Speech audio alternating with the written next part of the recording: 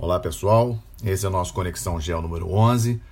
Hoje é sexta-feira, dia 8 de fevereiro de 2019. Na semana passada eu trouxe para vocês 3 temas. A Venezuela, principal tema da agenda internacional no momento, principalmente em relação ao Brasil.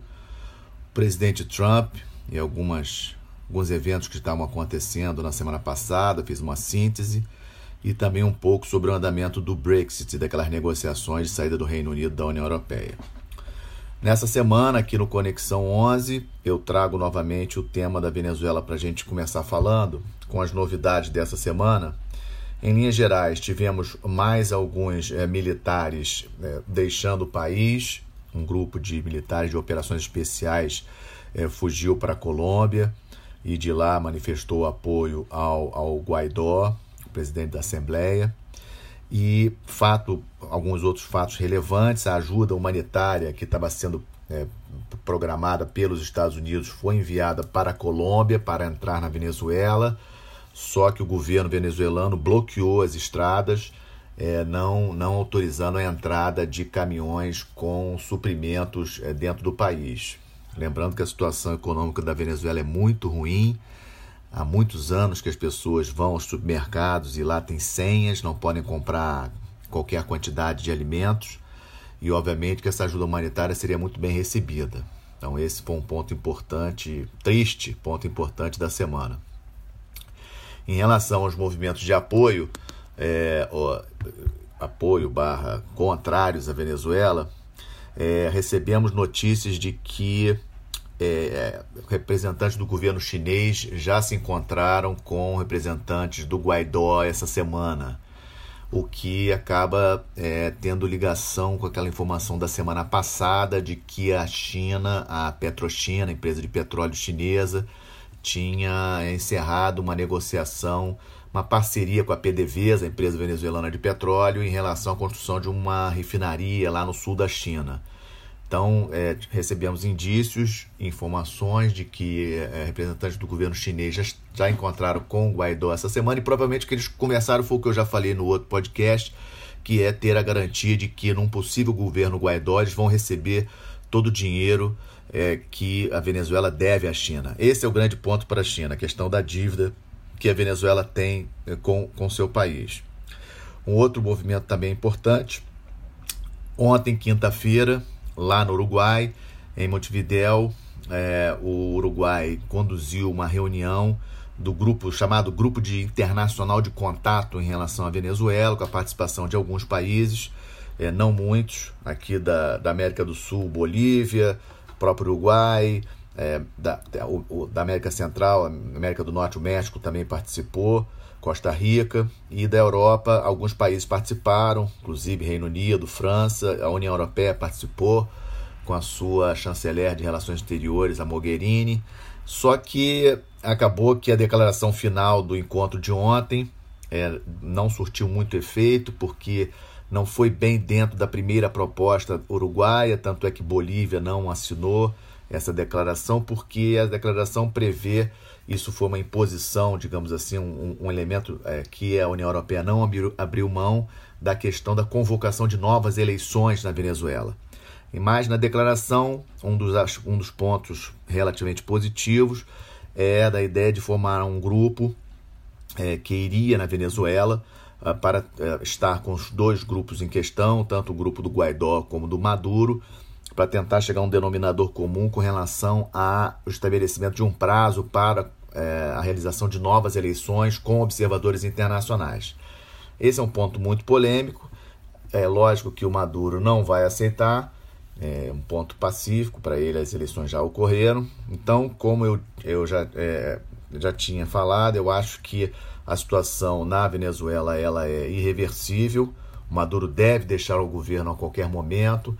A questão está realmente centrada em relação aos militares venezuelanos e, com certeza, nos bastidores, esses países que estão liderando o movimento contra o governo Maduro, apoiando o Guaidó, juntamente com o Guaidó e seus apoiadores, estão tentando influenciar militares para aderir ao movimento pró-Guaidó e abandonar o Maduro. Então, podemos ver a qualquer momento alguma virada de mesa nesse sentido, com militares venezuelanos, um número maior de militares venezuelanos apoiando o governo do Guaidó contra o governo Maduro. Também nessa semana, na segunda-feira, ocorreu a reunião do Grupo de Lima, lá em Ottawa, no Canadá, e os países do Grupo de Lima, mais uma vez, manifestaram a sua união contra o governo do Maduro, apoio ao governo do Guaidó. Argentina e Brasil se manifestaram, informaram que não iriam nessa cumbre que aconteceu ontem lá em Montevidéu, e realmente não foram, por achar que não tem mais solução. O governo do Maduro não tem como ser reconhecido e essa situação estaria já resolvida, ou seja, não tem mais negociação com o governo do Maduro nessa situação. Bom, o segundo ponto que eu trago para vocês foi o discurso do presidente Donald Trump o chamado discurso de Estado da União, que é um discurso que ocorre todos os anos perante o Congresso dos Estados Unidos, no início do ano. Esse discurso foi adiado, normalmente tem acontecido no mês de janeiro, ele foi adiado e ocorreu na terça-feira dessa semana em função daquela paralisação do governo federal, em função do orçamento americano ter sido bloqueado, porque o governo do presidente Trump estava exigindo um suplemento de aproximadamente 6 bilhões de dólares para a construção do tal muro entre os Estados Unidos e o México. E agora, vamos lembrar que tivemos eleições parlamentares nos Estados Unidos em novembro, e agora, a partir do início de janeiro, a Câmara dos Deputados nos Estados Unidos é de maioria democrata. E é muito difícil do Trump conseguir esse recurso para o muro. Antes desse discurso do Estado da União, já tinha falado na semana passada, foi dar uma trégua, digamos assim, o governo foi reaberto, mas foi estabelecido um prazo até o dia 15 de fevereiro para que o Congresso voltasse a votar em relação ao assunto. O Trump colocou bem essa data do 15 de fevereiro e ele falou isso no seu discurso da União na terça-feira. Então esse é um elemento importante, ou seja, a questão do muro não acabou, ainda está aberto. O Trump falou bastante no seu discurso com relação a isso. Por sinal, foi o segundo maior discurso da história desses discursos de Estado da União nos Estados Unidos. O Trump ficou bem preso ao teleprompter, não saindo do discurso oficial, do discurso que tinha sido preparado. Tentou fazer um discurso de conciliação, conjunto ao Congresso, mas claramente o Congresso dividido, os democratas não levantando para aplaudir o Trump, as senhoras deputadas e congressistas democratas vestidas de branco também em tom de crítica ao governo do Trump, ou seja, uma situação muito ruim atualmente na política americana. Em termos de relações internacionais, o Trump confirmou a reunião com o líder da Coreia do Norte, o Kim Jong-un. Ela vai ocorrer nos dias 27 e 28 de fevereiro, a segunda reunião dele. Vamos lembrar que a primeira aconteceu em junho do ano passado, lá em Singapura. E essa segunda reunião vai acontecer 27 e 28 de fevereiro, no final desse mês, lá no Vietnã. Nós tínhamos falado que essa seria a possibilidade, né? Havia a grande possibilidade de ocorrer essa reunião, e ela foi confirmada no discurso do Trump, vai ocorrer 27 e 28. Também voltou a falar sobre a questão do orçamento de defesa dos países da OTAN. Há um acordo anterior ao Trump, do período do Trump, de que todos os países membros da Aliança Militar da OTAN têm que gastar pelo menos 2% do seu PIB em defesa. Vários países da Europa não gastam isso, a Alemanha, por exemplo, não gasta isso, Itália, Espanha, outros países importantes da Europa não gastam isso, e o Trump voltou a mencionar isso no seu discurso, que é um ponto importante. Ele justificou também a saída das tropas americanas da Síria e do Afeganistão, citando o No More Endless War, que é interessante.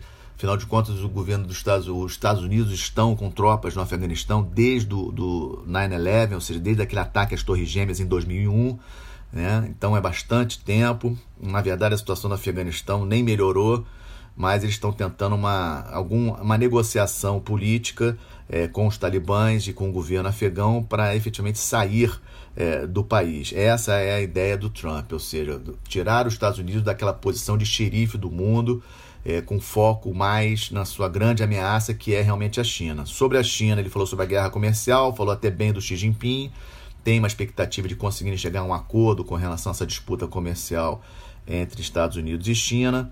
Com relação à Rússia, não falou mal da Rússia, apenas comentou da saída dos Estados Unidos no acordo de mísseis intermediários, e o tom dele deu a entender que essa saída tem muita relação, porque o acordo anterior só envolvia Estados Unidos e Rússia, e agora ele quer fazer um novo acordo que possa envolver a China, o que reforça aquilo que a gente já vem falando, que a grande ameaça para os Estados Unidos nesse século XXI é a China e não é a Rússia.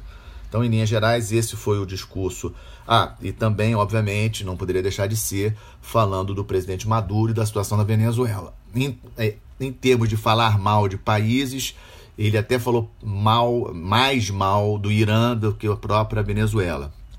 Eu destacaria esses dois países como assim, os pontos que o presidente Trump foi mais duro, muito duro com o Irã e muito duro com a Venezuela, mas conseguiu ser mais duro no seu discurso em relação ao Irã, o que obviamente preocupa a gente.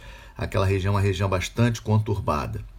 E o terceiro tópico que eu trago para vocês hoje é uma síntese de dois eventos que eu considero bastante relevantes, na verdade 3 eventos bastante relevantes essa semana dentro da União Europeia.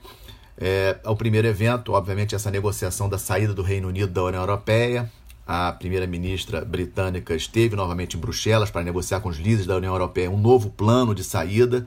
É importante nós entendermos que tem que haver um plano de saída, do contrário, ter muitos prejuízos com relação aos ingleses que moram em países da União Europeia, muitos prejuízos em relação às tarifas comerciais dos produtos ingleses para os produtos da União Europeia, para os países da União Europeia, ou seja, o comércio entre Reino Unido e países da União Europeia, e principalmente a questão da fronteira física entre Irlanda, que faz parte da União Europeia, e a Irlanda do Norte, que faz parte do Reino Unido. Ou seja, não está na mesa de negociações, não é prevista a construção de um muro ou de alguma barreira física, mas esse é um ponto importante. Como será essa questão da fronteira entre Irlanda do Norte e Irlanda, num ambiente onde a Irlanda do Norte não fará mais parte da União Europeia. Então esse é um dos pontos polêmicos do tratado, desse acordo de saída do Reino Unido da União Europeia, e que não teve solução ontem. A Theresa May volta ao Reino Unido para tentar negociar uma solução, mas a situação não está boa. O segundo ponto que trago para vocês é o desgaste da relação entre França e Itália. Todos os observadores internacionais são unânimes em afirmar que é a situação mais crítica entre França e Itália desde a Segunda Guerra Mundial. O embaixador francês em Roma foi chamado. Esse é um movimento na diplomacia internacional que indica um sério desgaste entre os dois países.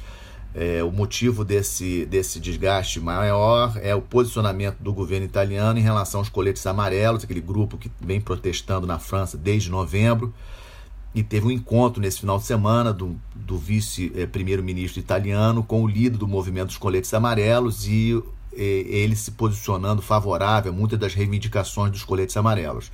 Vamos lembrar que os coletes amarelos têm se aproximado de certa forma, embora digam que são independentes, mas temos visto vários indicadores de aproximação com a Marine Le Pen, com os movimentos de extrema-direita na França, nacionalistas, e sabemos que o novo governo italiano, que tomou posse em março do ano passado, também tem esse posicionamento nacionalista. Então esse foi o segundo ponto de estresse da União Europeia essa semana, a não negociação do Brexit, a não solução com relação ao acordo de saída do Reino Unido da União Europeia, e essa situação entre França e Itália muito ruim.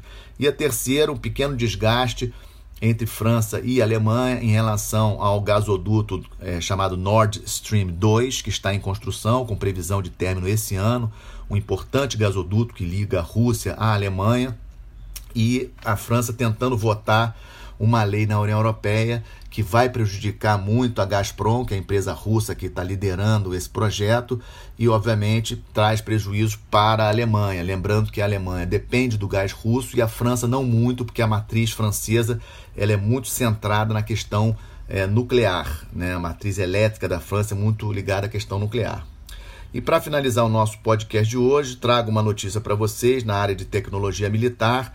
O navio de superfície não tripulado Sea Hunter dos Estados Unidos está em teste. É um navio de aproximadamente 40 metros de comprimento, 150 toneladas. E esse navio é preparado para guerra antissubmarina, mas também está sendo testado para guerra eletrônica. E ele fez uma travessia sem apoio do ser humano, sem a presença de ser humano, entre San Diego, na Califórnia, e Honolulu, no Havaí. É um evento, foi e voltou. É um evento importante. Esse navio foi lançado em 2016 e ter alcançado essa marca de poder ter feito essa travessia sem a presença de tripulação, de militares a bordo do navio, é um evento marcante que reforça o que eu já tenho comentado, principalmente nos meus posts no Facebook, que os Estados Unidos não estão parados nessa disputa com a China. Esse é um ponto importante. E, obviamente, que a questão tecnológica ela lidera, né, nesse ponto. Ou seja, muito importante a questão do desenvolvimento de novas tecnologias e os Estados Unidos, com esse fato aí do Sea Hunter ter conseguido fazer essa travessia, dá mais um passo nessa direção.